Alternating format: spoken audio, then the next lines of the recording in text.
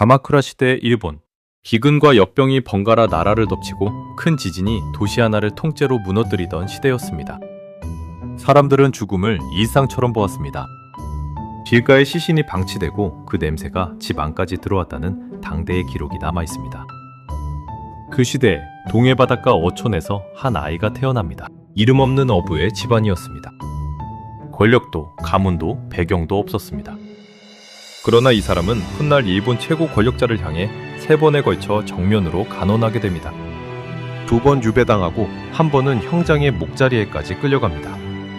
그리고 61회의 생애를 마치는 그 순간까지 단 한 번도 물러서지 않았습니다.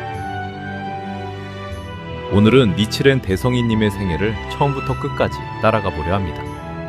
우리는 좌담회에서 강의에서 어서를 배독하면서 대성이님의 생애를 조각조각 만나왔습니다.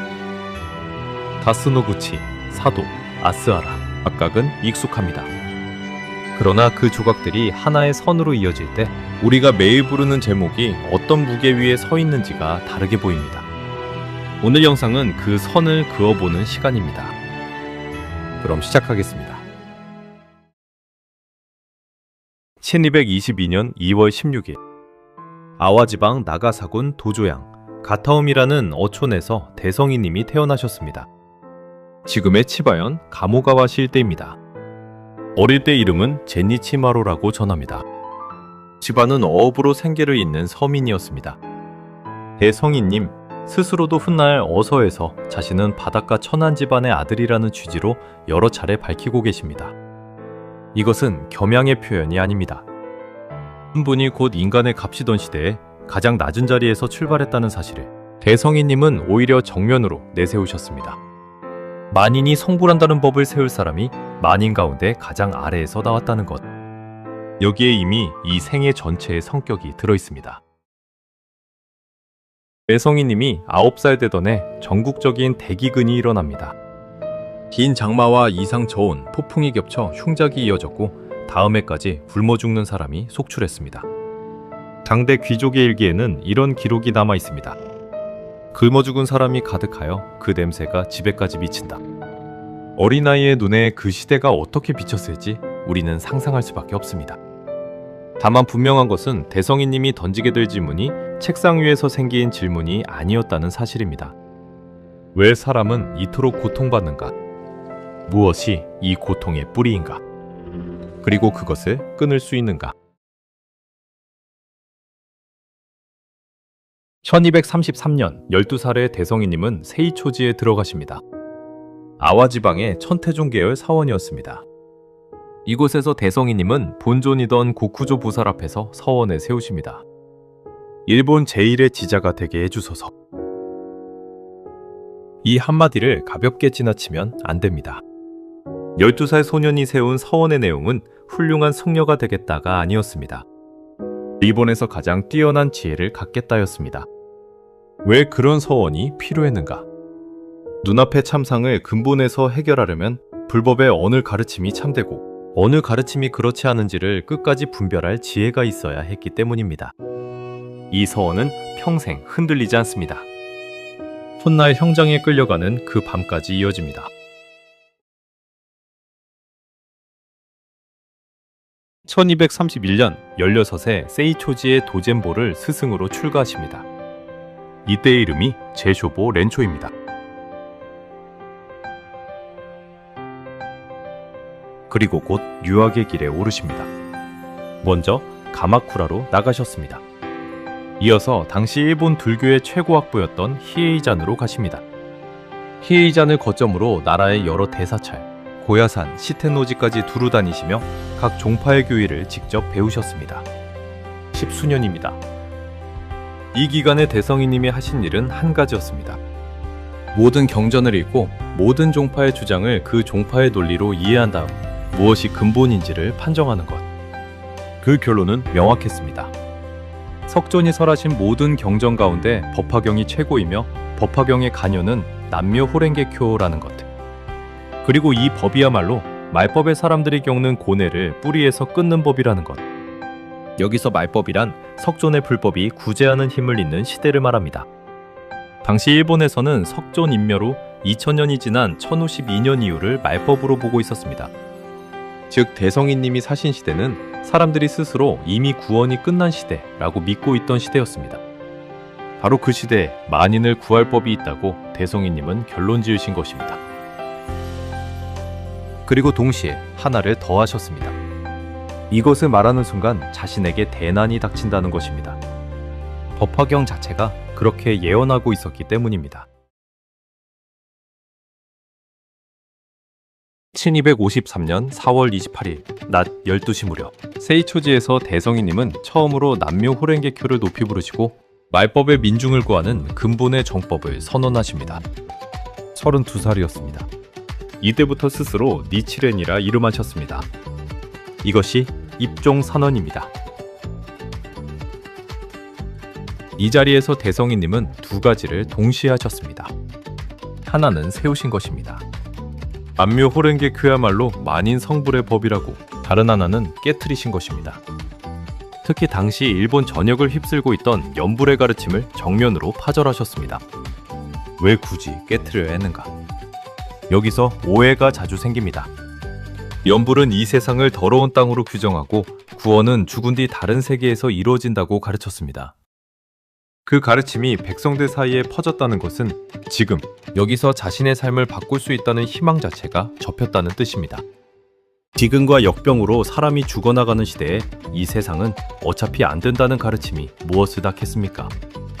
체념입니다. 그리고 체념한 사회는 스스로를 구할 수 없습니다. 대성인님이 파절하신 것은 남의 종교가 아니었습니다.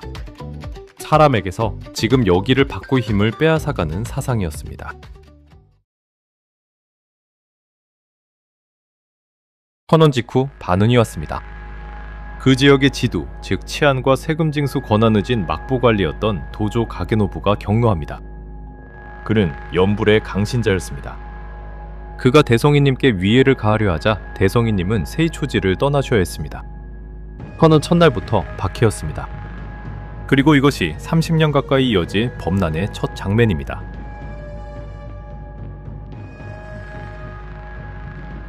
대성인님은 당시 정치의 중심지였던 가마쿠라로 나가십니다. 그리고 나고에라는 곳에 초함을 지으셨습니다. 원승으로는 마스바가야스라고 불리는 곳입니다. 여기서 본격적인 홍교가 시작됩니다. 이 초기에 훗날 어서의 주요 수신인이 되는 분들이 문화가 됩니다.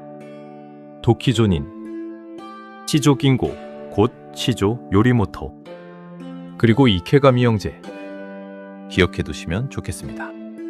이분들은 승려가 아닙니다. 무사이고 관리이고 생활인입니다.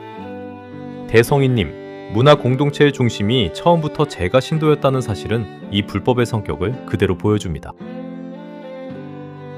그리고 시조 낑고라는 이름을 기억해 두십시오. 그는 18년 뒤 형장의 목자리 옆에 서 있게 됩니다.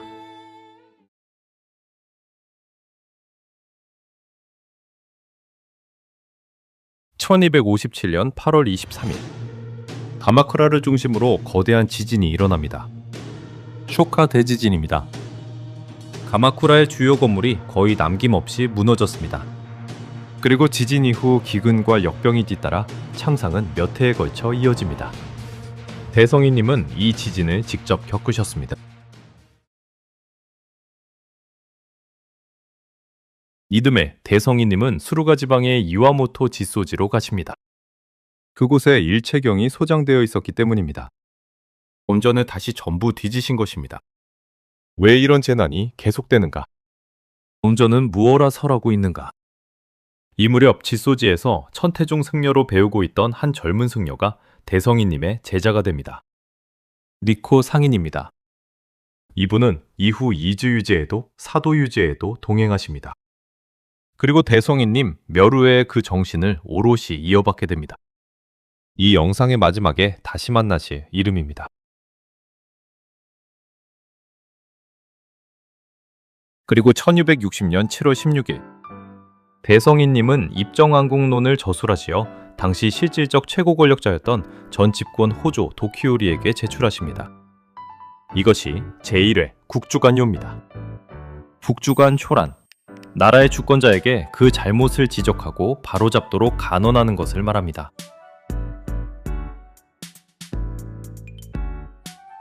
입정 안국노는 한문으로 쓰였고 형식은 문답체입니다. 불법의 도리를 모르는 나그네와 그것을 아는 주인이 10차례에 걸쳐 주고받는 구조입니다. 논지는 이렇습니다. 계속되는 천변지의 원인은 자연에 있지 않다. 나라 사람들이 정법을 등지고 그릇된 가르침에 귀의한 건 곧 방법에 있다. 그 최대의 근원은 호네니설한 연불의 가르침이다. 그리고 결론이 이어집니다. 만약 악법에 대한 귀의를 그치고 정법을 믿는다면 이 국토는 평안한 땅이 된다. 그러나 그대로 간다면 경전이 설한 재난 가운데 아직 일어나지 않은 두 가지가 반드시 일어난다. 그 두 가지가 무엇이었는가? 하나는 자계 반역난, 나라 안에서 일어나는 내란입니다. 다른 하나는 타국 침핍난, 다른 나라로부터의 침략입니다. 이것을 기억해 두십시오. 오늘 영상에서 이 두 단어는 앞으로 2번 더 나옵니다. 그리고 2번 다 예언이 아니라 사실로서 나옵니다. 막부의 반응은 무엇이었는가? 무시였습니다. 그러나 무시로 끝나지 않았습니다. 연불자들이 막부 요인의 묵인 아래 대성이님을 해칠 계획을 꾸미기 시작합니다.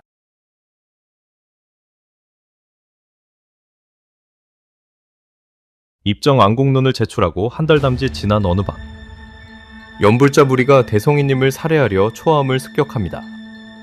마스바가야스 범난입니다. 대성이님은 간신히 난을 피하셨고 한동안 가마쿠라를 떠나 계셔야 했습니다. 이듬해 1261년 5월 12일 가마쿠라로 돌아오신 대성이님을 막부가 체포합니다. 그리고 이즈에 이토로 유배 보냅니다. 이즈 유제입니다. 여기서 성격이 바뀝니다. 앞의 습격이 사적인 폭력이었다면 이번에는 국가 권력이 직접 나선 것입니다. 이즈에서 대성이님은 사은초, 교기 시국초 등을 저술하십니다. 유배지에서도 붓을 놓지 않으셨습니다.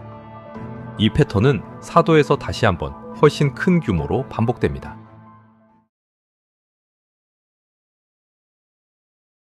(1263년 2월 22일) 유제가 사면되어 가마쿠라로 돌아오십니다. 이듬해 대성이님은 고향 아와로 가십니다. 어머니가 병중이 졌기 때문입니다. 대성이님은 어머니를 위해 기원하셨고 어머니는 병에서 회복하여 수명을 4년 더 이으셨다고 어서에 밝히고 계십니다. 이 대목을 저는 그냥 넘기고 싶지 않습니다. 국가 권력과 정면으로 맞서 2번이나 목숨이 오간 분이 병든 어머니 곁으로 돌아가 기원하십니다. 대성이님의 생애는 거대한 대결의 연속이지만 그 대결의 동력은 결국 한 사람 한 사람의 생명에 대한 마음이었습니다.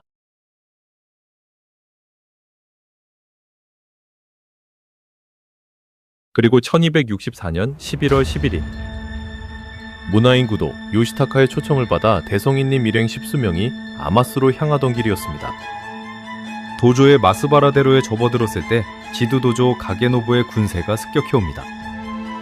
11년 전 입종선언 때 대성이님을 세이초지에서 쫓아냈던 바로 그 사람입니다. 이 습격에서 대성이님은 이마를 베이시고 왼팔이 부러집니다. 문화 가운데 죽은 이가 나왔습니다. 초청자였던 구도 요시타카 그리고 교님보 니치교가 목숨을 잃었습니다. 이것이 고마스바라 범난입니다. 대성이님 이마의 상처는 평생 남았습니다. 훗날 어서에서 대성이님은 이 상처를 언급하십니다. 부끄러움이 아니라 법화경을 그대로 실천했다는 증거로서 말입니다. 법화경은 말법에 이 법을 홍통하는 자가 박해를 받는다고 예언했습니다. 그렇다면 박해를 받고 있다는 사실 자체가 자신이 경문 그대로 실천하고 있다는 증명이 됩니다. 여기서 대성이님의 자각이 결정적으로 깊어집니다. 나는 법화경의 행자다.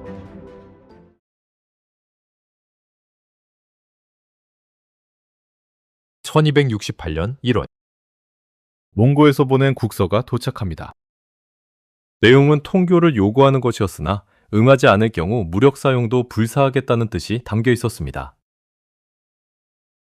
8해 전 입정한 국론에서 예고했던 타국 침필난이 문서 한 장이 되어 눈앞에 도착한 것입니다.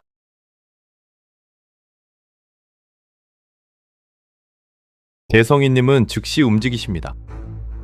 4월에 안국론어 감유례를 저술하시어 입정 안국론이 어떤 경위로 쓰였고 무엇을 예언했는지를 다시 밝히십니다. 그리고 10월 집권 호조 도키무네를 비롯한 막부 요인들과 가마쿠라의 유력 사원 승려들 모두 11곳에 서장을 보내십니다. 이것을 통칭 12통어설화입니다. 내용은 두 가지였습니다.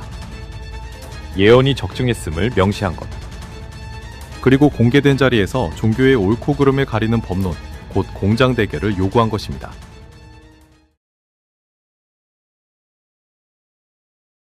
응답은 없었습니다. 묵살이었습니다. 그뿐이 아니었습니다. 맞부는 대성인님의 교단 자체를 위험 세력으로 보기 시작했고 탄압 쪽으로 방향을 잡습니다.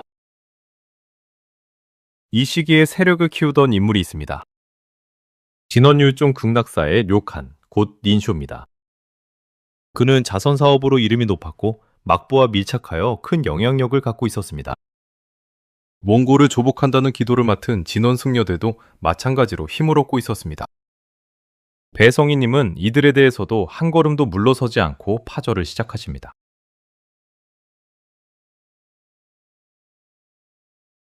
(1271년 6월) 가마쿠라에 큰 가뭄이 듭니다. 료칸이 기후기도에 나섰습니다. 그리고 대성희님과의 사이에 대결이 성립합니다. 정해진 기한 안에 비를 내리게 하면 료칸이 이기는 것이었습니다. 결과는 료칸의 패배였습니다. 패배한 자가 취한 길은 승복이 아니었습니다. 료칸은 막부 요인들에게 손을 써서 권력의 힘으로 대성희님을 제거하는 쪽을 택합니다. 여기서 하나만 짚겠습니다. 대성희님의 생애에서 가장 집요했던 적은 무력을 가진 무사가 아니었습니다. 원력과 결합한 종교였습니다. 대성희님이 국주관여를 멈추지 않으셨던 이유가 여기에 있습니다.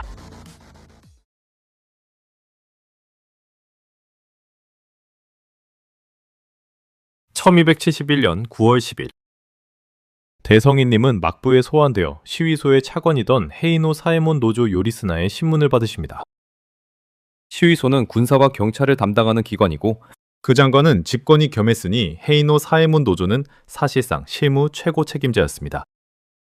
신문 받는 자리에서 대성희님이 하신 일은 변명이 아니었습니다. 불법의 법리 위에서 한 나라의 지도자가 어떠해야 하는가를 설하시며 도리어 그를 엄하게 간하셨습니다.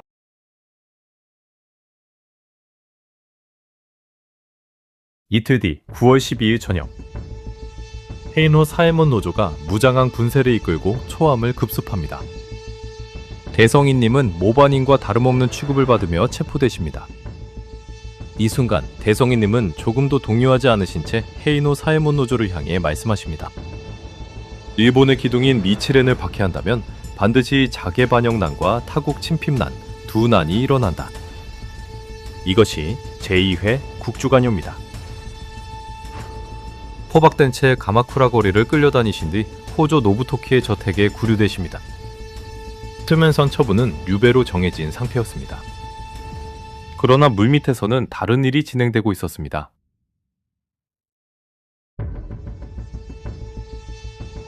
그날 깊은 밤, 당시 관행으로는 새벽 3시 무렵까지를 전날로 셌으니 오는 날 표기로는 13일 미명입니다. 대성희님은 돌연 호송됩니다. 가마쿠라 외곽 다스노구치, 그곳은 형장이었습니다. 내밀하게 창수가 도모되고 있었던 것입니다.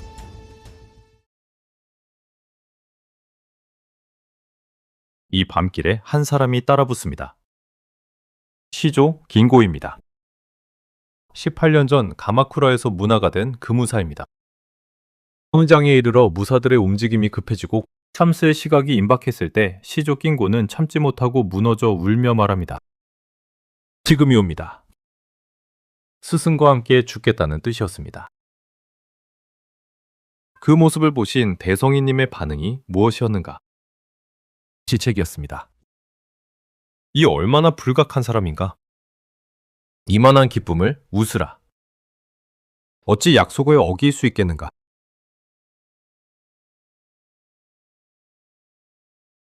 목이 잘리기 직전의 사람이 함께 죽으려는 제자에게 웃으라고 말합니다.